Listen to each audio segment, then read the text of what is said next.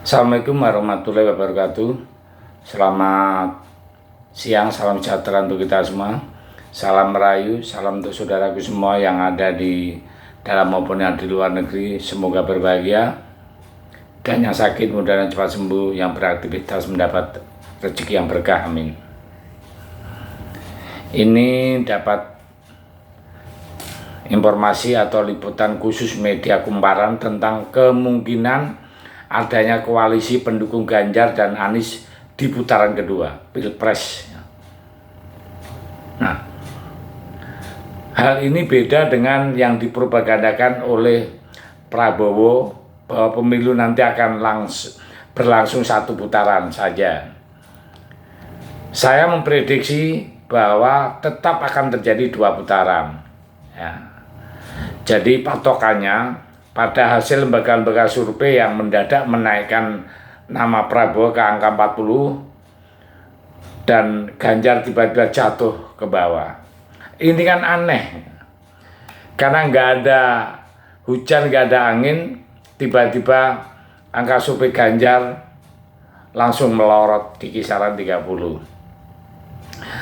Mendadak turun gratis tanpa ada kejadian yang luar biasa seperti kasus O20 misalnya. Tapi enggak apa-apa ya. Saya tahu bahwa sebagian besar lembaga survei di Indonesia itu juga merangkap konsultan politik ya. Salah satu pasangan calon. Jadi mereka juga pasti akan menyenangkan yang koleganya ya. Jadi saya yakin para lembaga survei itu menyembunyikan hasil sebenarnya yang memang khusus untuk internal saja dan tidak dipublikasikan, karena yang disebarkan ke publik biasanya ya memang berfungsi untuk menggiring opini. Nah, kemungkinan koalisi Ganjar dan Anies Baswedan itu akan terjadi. Nah, apakah itu mungkin?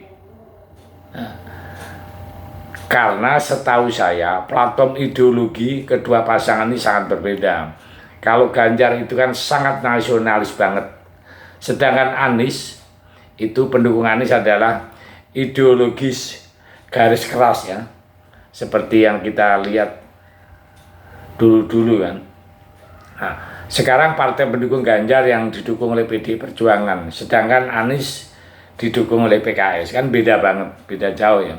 Jadi apakah ada kemungkinan mereka berdua akan berkoalisi? Jadi nanti kita garis bawahi dulu. Maksud dari koalisi di sini kan mungkin melebur seperti hal yang terjadi pada partai-partai Pak Prabowo.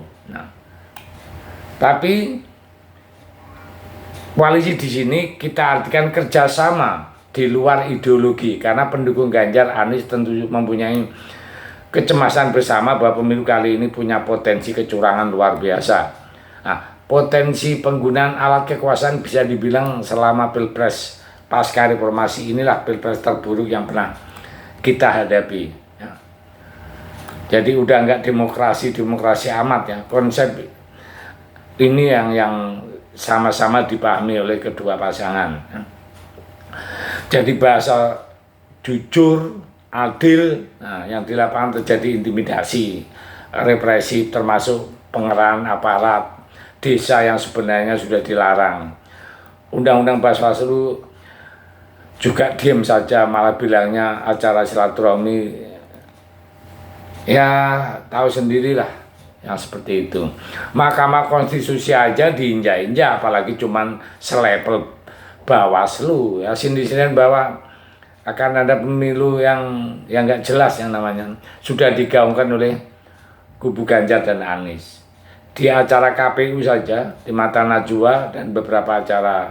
Setiap ada acara mereka akan menyuarakan seperti itu. Nah, kepedulian bersama inilah kedua kubu bahwa mereka menghadapi ada penguasa yang menggunakan seluruh perangkat kekuasaan untuk memenangkan.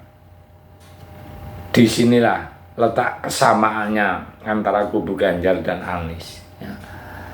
Jadi pelan-pelan Ganjar dan kubu Anies itu memunculkan persepsi bahwa mereka akan menghadapi musuh bersama-sama. Istilahnya penguasa itu sebagai musuh bersama dari kedua pasangan ini, ya. Jadi itulah yang akan menyatukan pasangan ini, yang seharusnya sebagai panitia, ya, anggaplah pemerintah itu panitia, tapi sekarang panitianya ada main di situ. Nah, ini kan berat kan, untuk netral kan berat, ya. Dan kita yakini ada 2 putaran. Siapa yang akan lolos menghadapi Prabowo Gibran, baik dari kubu Ganjar atau kubu Anies, mereka akan berhadapan dengan kekuatan raksasa.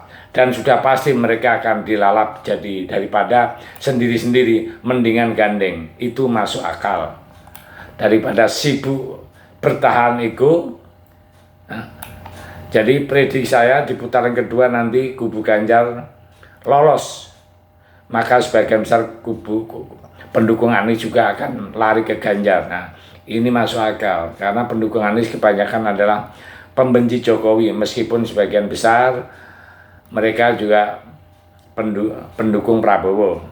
Dan adanya Gibran yang sekarang ada di Prabowo, maka kebencian mereka terhadap Jokowi akan semakin tinggi.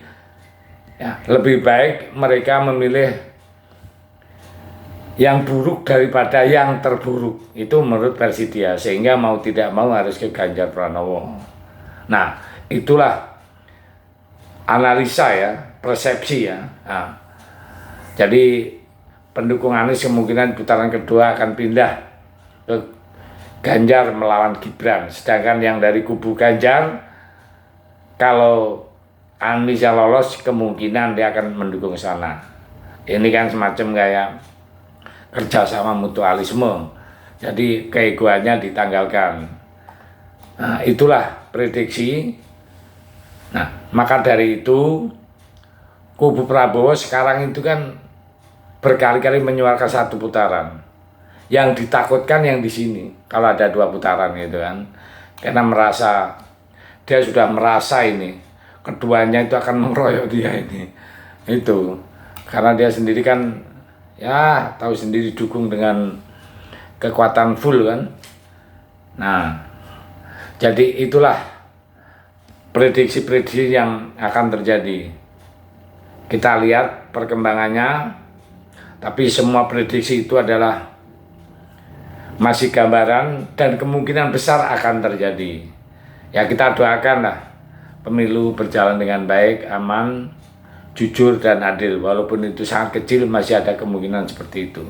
Terima kasih, selamat berdamai, beriang menyambut pemilu tahun 2024.